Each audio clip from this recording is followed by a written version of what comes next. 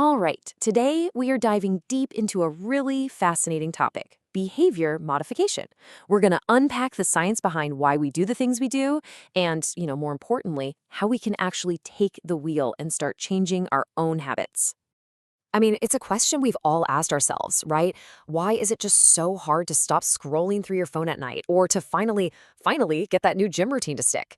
Well, it turns out the answer isn't just about having more willpower.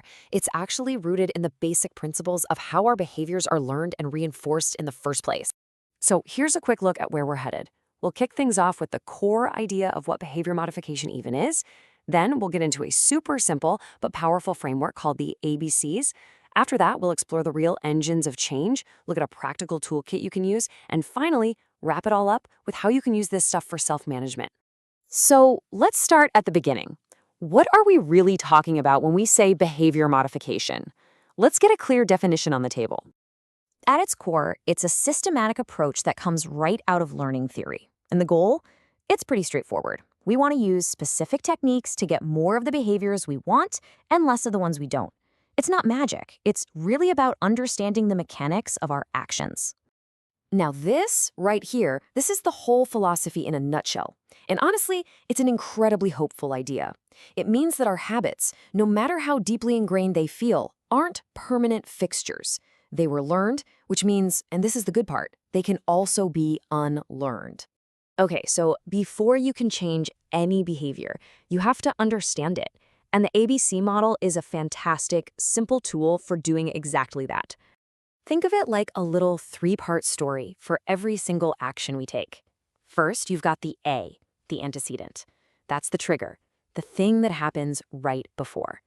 Then comes the B, the behavior itself, the thing you can actually see. And finally, and this is the most important part, you have the C, the consequence. That's what happens right after the behavior. And it's what tells your brain whether to do it again next time. Let's use a really common example. The antecedent. A child sees a toy they want. The behavior, they throw a full-blown tantrum. The consequence, the parent who just wants the noise to stop, gives the child the toy. So what did the child's brain just learn? That throwing a tantrum is a super effective strategy for getting what you want. That consequence just reinforced the behavior big time. And this idea of consequences leads us straight to the real engines of change, reinforcement and punishment. These are basically the two main forces that either make a behavior stronger or weaker. It honestly boils down to this one simple rule. If you want more of a behavior, you use reinforcement. If you want less of a behavior, you use punishment. You can think of reinforcement as the gas pedal for our habits, and punishment as the brake. Okay, this table is absolutely key, so let's break it down. In psychology, positive and negative do not mean good and bad. Think of it more like math. Positive means you add a stimulus, and negative means you remove or take a stimulus away. So positive reinforcement means adding something good to increase a behavior. But negative reinforcement also increases a behavior by taking away something bad. On the other side, positive punishment adds something bad to decrease a behavior, while negative punishment takes away something good. Let's make this super clear with some examples. Positive reinforcement, you praise a child for cleaning their room. You're adding praise. Now, negative reinforcement is all about escape. That horrible buzzing alarm in the morning, getting out of bed removes that awful sound. That's why you do it. Positive punishment is adding a consequence, like giving extra chores for misbehaving. And negative punishment, a timeout is a perfect example. You're taking away the fun activity to decrease the bad behavior. All right, so now that we've got these core principles down, let's look at the actual toolkit, the practical techniques psychologists use to make these changes happen. First up, we have extinction. And it's exactly what it sounds like. It's what happens when you completely remove the reward that was keeping a behavior alive. Think of it like a broken vending machine. If you keep putting money in but the snack never comes out, you're eventually just going to stop trying. The behavior becomes extinct. So let's go back to our earlier example. If a child is shouting specifically to get attention, and that attention is the reward, the key is to consistently withhold that reward. If you ignore the shouting, the behavior is no longer paying off. It stops working. And over time, the shouting will fade away. Next is a really cool one, the token economy. This is basically a very structured system of positive reinforcement. Every time you do a desired behavior, you get a token. It could be a sticker, a point, whatever. Now, the tokens themselves aren't the real prize, but you can save them up and cash them in for something you actually want. So here's how that might look in real life.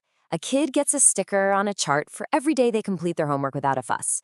Once they get 5 stickers, they can trade them in for, say, an extra hour of screen time on the weekend. It makes that connection between effort and reward super clear and really tangible. Now, let's shift gears to a technique used specifically for tackling fears and phobias. It's called systematic desensitization, and it works on a simple principle. Your body can't be anxious and deeply relaxed at the exact same time. So the goal is to replace that fear response with a relaxation response. The key word here is gradual. You absolutely do not just jump into the deep end. So if you have a fear of public speaking, you might start by just imagining giving a speech while you practice relaxation techniques. Then you might practice in front of one trusted friend, then maybe a small group. You take these tiny, manageable steps, pairing the scary thing with a state of calm, until you can face the real thing without that crippling anxiety. Okay, so all of these tools and concepts are great, but this is where it gets really powerful. This isn't just for therapists and their clients. It's about learning how to apply these principles to yourself. And that's really the whole point, isn't it? It is all about empowerment. Once you understand the mechanics, you can become the architect of your own habits. You can actively design a life with more of the behaviors you want and fewer of the ones holding you back. So how do you actually do that? Well, here are a few ways to start. You can manage your environment. If you want to stop eating junk food, maybe don't walk down the snack aisle. That's an easy one. Behaviorally, you can set up your own reward system or ask a friend to be an accountability partner. And cognitively, you can start to listen to and change that little voice in your head that makes excuses for bad habits. So as we wrap things up, I want to leave you with a challenge. Think about just one habit, good or bad, that you want to understand better. Using that ABC model, can you pinpoint the antecedent, the behavior, and the consequence that keeps it going? Because understanding how it works is always the first step to changing it. Thanks so much for joining me.